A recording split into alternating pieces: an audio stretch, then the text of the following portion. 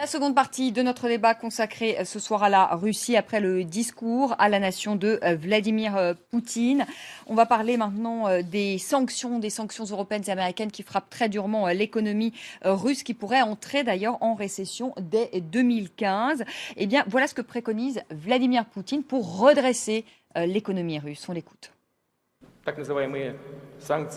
Les soi-disant sanctions et les contraintes extérieures vont stimuler nos objectifs économiques de manière plus efficace et plus rapide. Nous avons beaucoup à faire.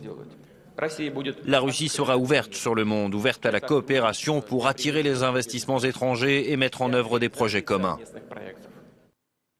Galia Ackerman, on parlait de ce sentiment nationaliste qu'exalterait Vladimir Poutine.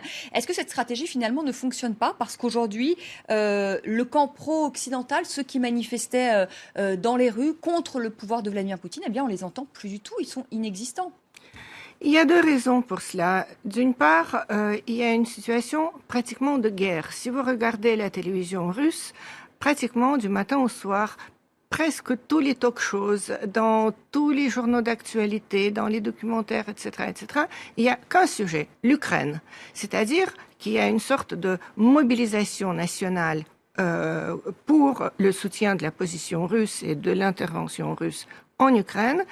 Et maintenant, les gens qui essaient de protester ou qui ont des opinions divergentes sur ce conflit ont été pratiquement déclarés traîtres à la patrie. Il y a par exemple un chanteur très connu, Makarevitch, qui est allé donner un concert devant des réfugiés dans la région de Donetsk.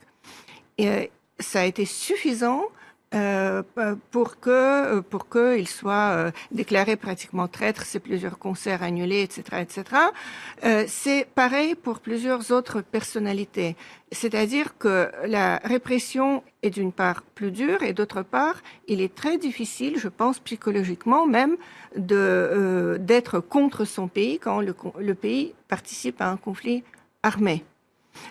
Donc la raison, ce n'est pas que les gens sont très contents. Il y a beaucoup de contestations et d'avis divergents sur Internet, mais en effet, il y a eu peu de protestations publiques.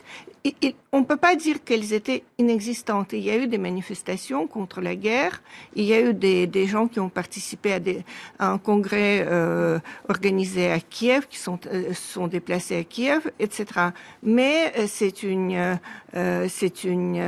opposition aujourd'hui divisée. Et qui a une position difficile. Serge Parinov, justement concernant ces sanctions américaines et européennes, est-ce que vous pensez qu'avec ces sanctions, eh bien les Américains et les Européens avaient en tête de faire tomber le pouvoir russe ? Les Européens peut-être non, les Américains, ils avaient autre chose en tête. Ils cherchaient, et ils l'ont trouvé en fait, ils cherchaient à s'aimer la pagaille entre l'Europe et la Russie. En fait, nous en avons déjà parlé dans ce même studio, mais dans un décor différent. À un moment, il faudra reconstruire l'Ukraine, son économie qui est en faillite, tout ce qui a été détruit par la guerre, chercher à réconcilier les populations, et c'est l'Europe et la Russie qui en paieront le prix, pas les États-Unis. L'Europe coopérant avec la Russie, l'Europe et la Russie ensemble pourraient constituer en perspective un pôle économique, politique, spirituel, si vous voulez aussi, capable de concurrencer l'hégémonie américaine. Cela ne convenait pas du tout aux États-Unis. Et c'est pour ça qu'ils ont provoqué cette crise, cherchant justement de dresser une barrière entre l'Europe et la Russie. Et la Russie. Jacques Rupnik, est-ce que vous pensez qu'il y avait cette arrière-pensée, alors sur la première question que j'avais posée, cette arrière-pensée peut-être américaine de faire tomber le pouvoir russe en disant si l'économie s'effondre, il y aura justement peut-être des mouvements de protestation et une contestation grandissante à l'égard de Vladimir Poutine, ou est-ce que vous pensez qu'il y avait cette arrière-pensée, cette stratégie des Américains, comme vient de le dire Serge Parinov, c'est-à-dire de se dire on élève les Européens face aux Russes pour contrer finalement cette hégémonie Non, mais il faut commencer si par... avec ça, on peut faire tomber le pouvoir, tant mieux, mais l'objectif recherché, c'était pas ça. Non, bon, secondairement, peut-être, si ça marche, tant mieux. Ouais. Pour les Américains, je veux dire. Non, enfin, les sanctions ont été prises non pas pour faire tomber le régime Poutine, elles ont été prises parce qu'il y a eu une annexion de la Crimée et qu'il y a eu une déstabilisation de la partie orientale de l'Ukraine. qui d'ailleurs continue. Donc, oui, mais une arrière-pensée, je vous parle moi d'une arrière-pensée. Les on le sanctionne, mais on se dit si dans le même temps, Vladimir Poutine peut tomber parce que l'économie russe... Ça, c'est autre chose. Quelles sont les possibilités pour les Européens de répondre à une telle situation? Je rappelle quand même, c'est la première annexion d'un territoire en Europe depuis 1945. Donc, c'est quelque chose de grave. Les Européens, d'ailleurs, ont réagi au début très prudemment, en ordre dispersé. Il y a eu une première vague de sanctions, une deuxième, ont ciblé quelques personnalités dans l'entourage de Poutine et leur possibilité de voyager ou des choses comme ça. Là, on est dans la troisième vague des sanctions avec les produits agricoles, etc. Bon, et aussi un certain nombre de domaines beaucoup plus sensibles comme les technologies, le domaine de l'énergie. Bon, là, on est dans un domaine plus sensible. Mais ça, c'est une réponse à une situation qui est donc finalement non pas qui n'a pas pour objectif de renverser le régime. Par contre, c'est vrai que la raison pour laquelle le régime de Moscou a réagi en Ukraine avec les moyens que l'on sait, je crois avait quelque chose à voir avec cette fragilité qu'il doit ressentir. Parce que s'il voit qu'en Ukraine, un pouvoir peut être déstabilisé par une révolte populaire, bon, à ce moment-là, cela peut évidemment créer un précédent pour la Russie. C'est peut-être ça l'inquiétude, la véritable inquiétude de Poutine. Et deuxième inquiétude, évidemment, si les sanctions devaient se prolonger, et si l'économie russe va vers la récession, puisque c'est ce que l'on nous dit, à ce moment-là, le pacte entre la classe moyenne russe et le pouvoir pourrait être rompu. Parce qu'en gros... Là, il y a un risque peut-être pour le président russe. Oui, parce que tout le système Poutine repose sur l'idée que, bon, vous n'avez peut-être pas la liberté ou la démocratie de type occidental, mais vous avez une société de consommation, vous avez acquis quelque chose, des libertés individuelles, vous pouvez voyager, vous pouvez consommer, vous avez acquis des libertés que vous n'aviez pas auparavant. Et ça marche tant que l'économie marche, tant que la rente pétrolière est là. Aujourd'hui, la chute du pétrole, la chute du rouble, les sanctions occidentales, tout ça crée un contexte, évidemment, peu favorable. Et donc, l'espèce de contrat social implicite que Poutine avait avec ces nouvelles classes moyennes russes est en train de s'effriter, ou pourrait s'effriter. Et ça, c'est beaucoup plus grave pour son pouvoir que on voit le cours du rouble, qui s'est complètement... le rouble qui s'est effondré. Je crois qu'il a perdu 60% de sa valeur depuis le début de l'année, un quart de sa valeur en l'espace d'un mois. 125 milliards de capitaux étrangers, d'investissements étrangers, capitaux étrangers qui ont fui... Non, c'est les capitaux qui ont fui la Russie. Les fuis, oui, qui ont fui la Russie. La Russie, une inflation qui est au-delà, donc qui va au-delà de 7%. Voilà, on va découvrir donc ces chiffres ensemble. Et vous le disiez, Gérard Prutnik, peut-être la Russie qui va rentrer donc en récession, et ce dès 2015. Donc des sanctions européennes et américaines qui ont un impact sur l'économie russe. Mais Frédéric Pons, il réfléchit déjà Vladimir Poutine parce qu'il a peut-être toujours un coup d'avance. Il se tourne vers l'Asie aujourd'hui. Et on l'a vu récemment en Turquie, voir le président Erdogan. Il lui a promis donc de lui donner encore du gaz, à un prix encore moindre, je crois une baisse de 6% du gaz russe à partir du 1er janvier. On l'a vu signer au mois de mai, je crois, ou juin, un accord avec la Chine de 400 milliards de dollars. Est-ce que Vladimir Poutine a changé sa stratégie? Il détourne les yeux de l'Europe pour se tourner vers l'Asie? Non, il ne change pas de stratégie comme ça au petit bonheur la chance. Poutine est un réaliste et un pragmatique. Et dans chaque situation, il cherche où est son avantage, où sont les forces et les faiblesses de ses adversaires. En Ukraine, c'est typique. Il a en 2013, fin 2013, Poutine et la Russie ont perdu des positions, ont perdu des amis et des alliés. C'est l'époque où Poutine était concentré sur le succès des Jeux Olympiques de Sotchi et il s'était sans doute trop désintéressé de ce qui se passait en Ukraine. Donc il a été pris de court, il a perdu des positions, mais il a réagi de façon foudroyante en prenant la Crimée, en organisant ce référendum d'annexion ou de réintégration de la Crimée à la Russie. Et il a éveillé un peu les ardeurs séparatistes dans l'est de l'Ukraine. pour trouver des moyens de résistance à cette offensive européenne et américaine en Ukraine. En réalité, il ne change pas de stratégie, il s'adapte. Aujourd'hui, avec les sanctions, il voit bien que l'Europe est entrée dans un scénario de guerre froide dont on parlait, en tout cas de blocage des intérêts russes. Il cherche un moyen de dériver son gaz.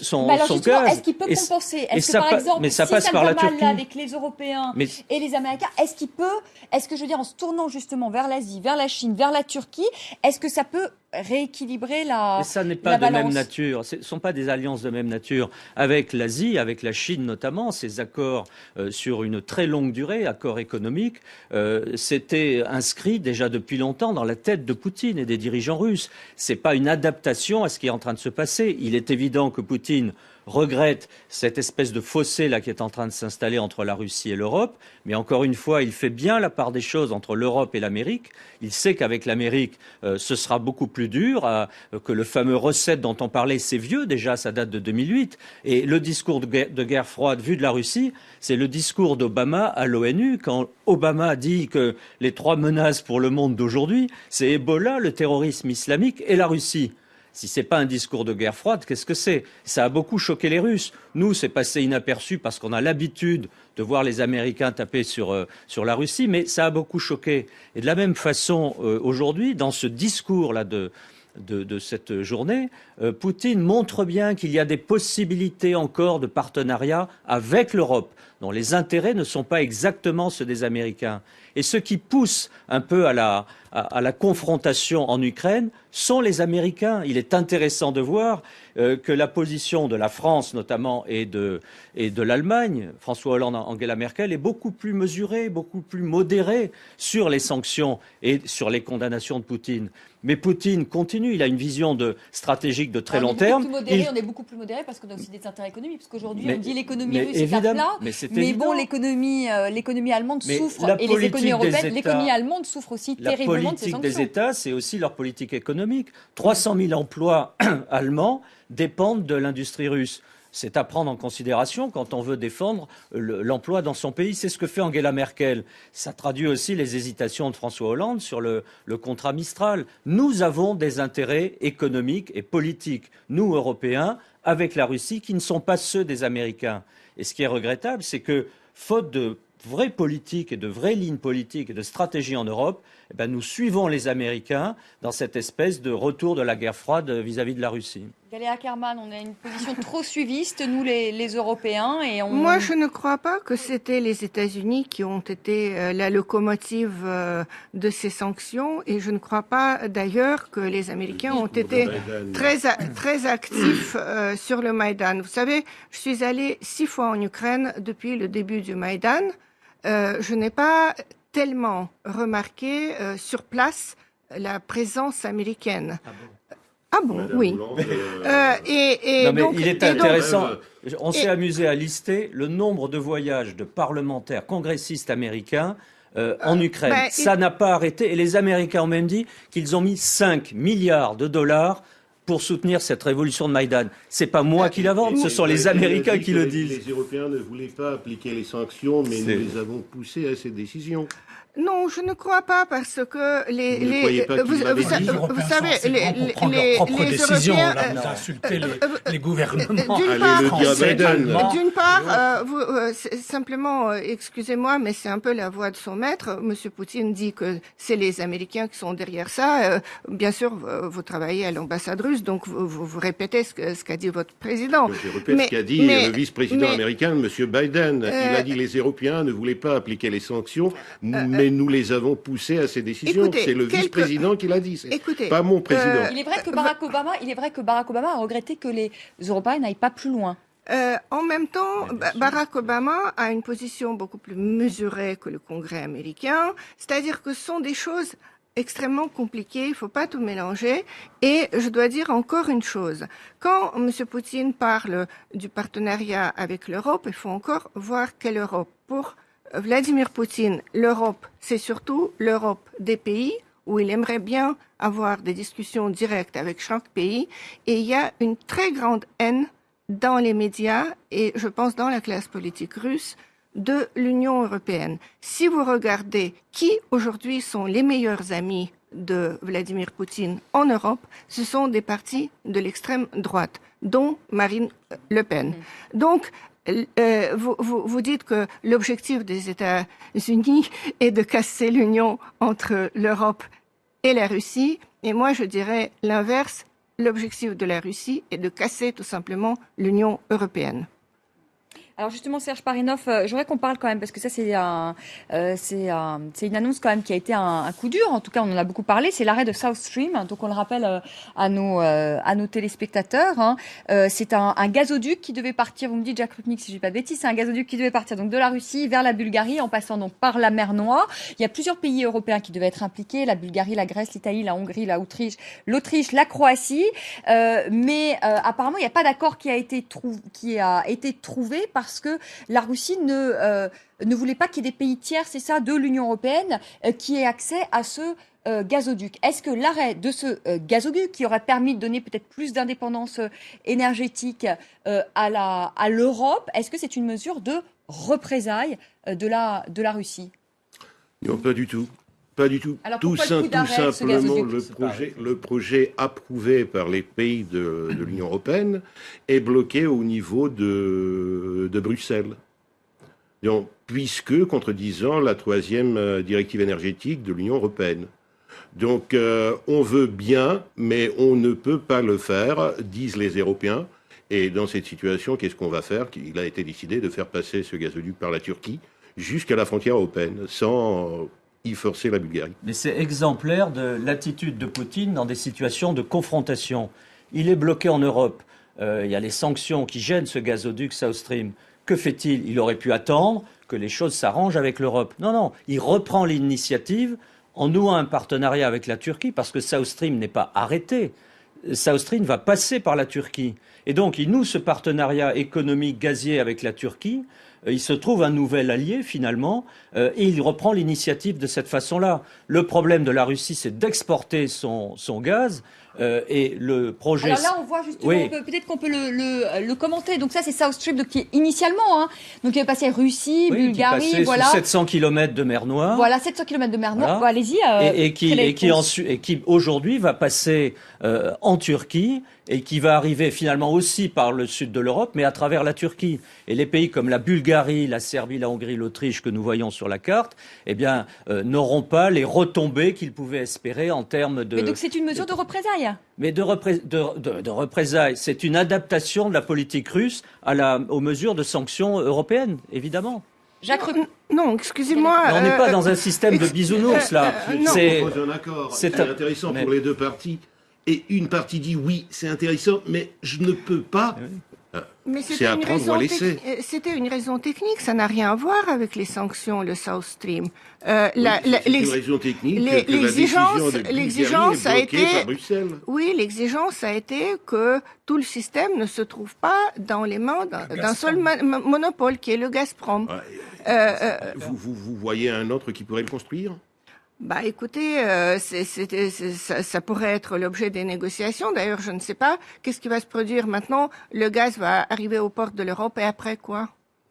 Ben, il sera distribué, mais attendez, Gazprom, donc, la Russie exporte son gaz. Elle a l'une des plus pipelines. Importantes sociétés gazières du monde, qui s'appelle Gazprom. Oui. Ces gens-là ont des intérêts à faire valoir. Ils ont noué un partenariat avec l'Europe. Ce partenariat est aujourd'hui bloqué pour des raisons techniques ou des raisons politiques qu'on habille de techniques. Eh bien, il se replie sur une autre solution. C'est le plan B de Poutine. Tout simplement, lui fait de la politique à travers l'économie, ce que font tous les dirigeants de la planète. Jacques Rupnik, un mot quand même sur ce gazoduc. Oui. Là encore, comme le disait Frédéric Pons, c'est Vladimir Poutine qui se retourne tout de suite au dernier moment et qui change. C'est aussi sa stratégie. C'est là aussi où il est fort, le président russe, on peut le dire. C'est qu'il s'adapte très très vite. Le tracé des pipelines, le tracé des gazoducs a bien sûr une dimension géostratégique. Vous voyez bien que dans la livraison de l'énergie russe à l'Europe, il y a plusieurs possibilités. Il y a celle qu'a choisie l'Allemagne, c'est-à-dire d'avoir Nord Stream. Bon, direct. Il y a le passage par l'Ukraine. Et vous voyez là où la Russie a plusieurs fois, les tensions russo-ukrainiennes, pour aller vite, ont menacé de bloquer cet approvisionnement. Donc l'idée de South Stream, c'était de contourner l'Ukraine. Et donc il y a la question technique qui est celle de Gazprom monopole. Et ça, l'Union européenne, au niveau du principe, refuse ça. Mais derrière ça aussi, il y a la question de l'Ukraine, disons du passage par l'Ukraine. Et l'Union européenne donc insiste pour ne pas contourner la question ukrainienne, essayer de résoudre la question ukrainienne et donc la livraison du gaz russe à l'Europe par l'Ukraine, et cela inciterait donc les protagonistes à trouver un accord. Et d'ailleurs, l'Union européenne a été le médiateur dans l'accord qui a été trouvé entre l'Ukraine et la Russie, pour le règlement de la dette et de la dette ukrainienne vis-à-vis de Gazprom, et par là même pour le rétablissement des livraisons d'énergie de la Russie à l'Europe. Allez, c'est la fin de ce débat. Merci à tous les quatre d'y avoir participé. On accueille tout de suite Karim Yaoui pour tout ce qui a fait le buzz sur les réseaux sociaux.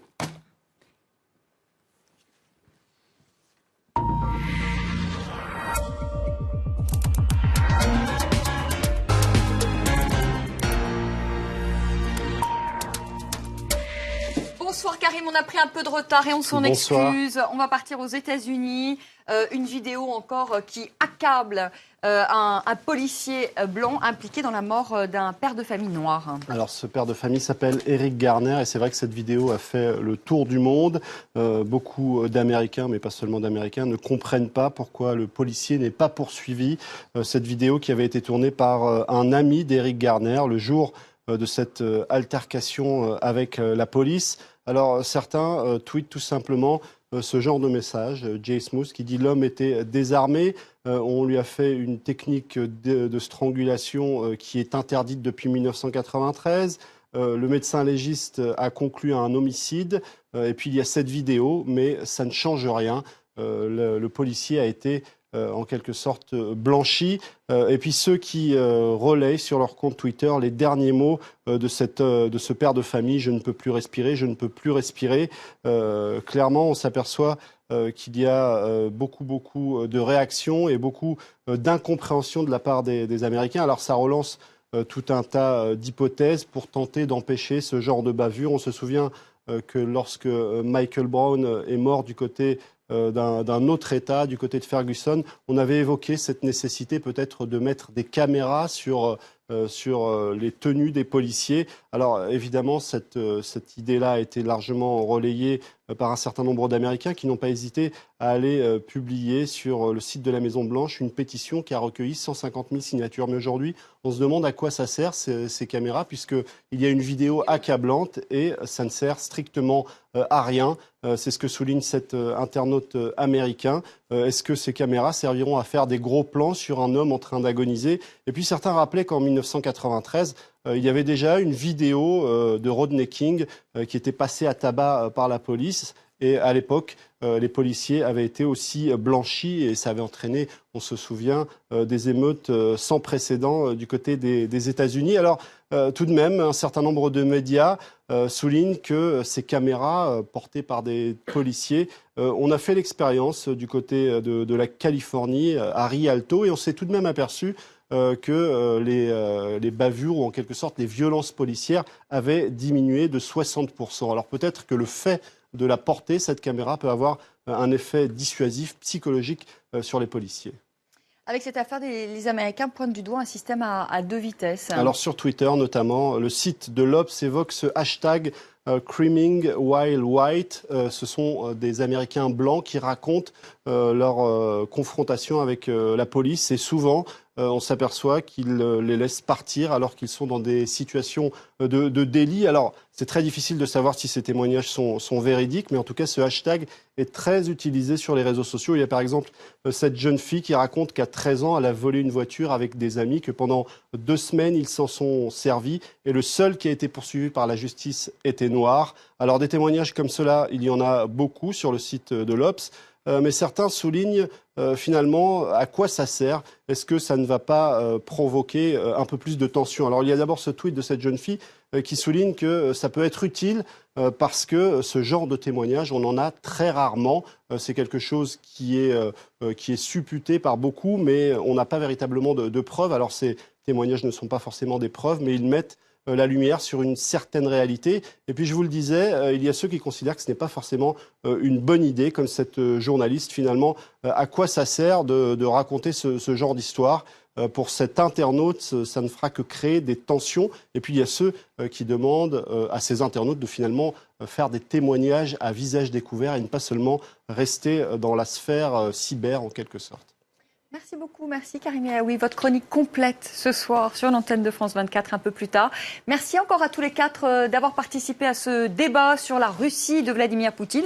Merci à vous évidemment de nous avoir suivis. Très belle soirée. Je vous retrouve demain soir, 19h10 pour Une semaine dans le monde. Enfin, pardonnez-moi, à partir de 18h et à 19h10. Une semaine dans le monde. Très belle soirée.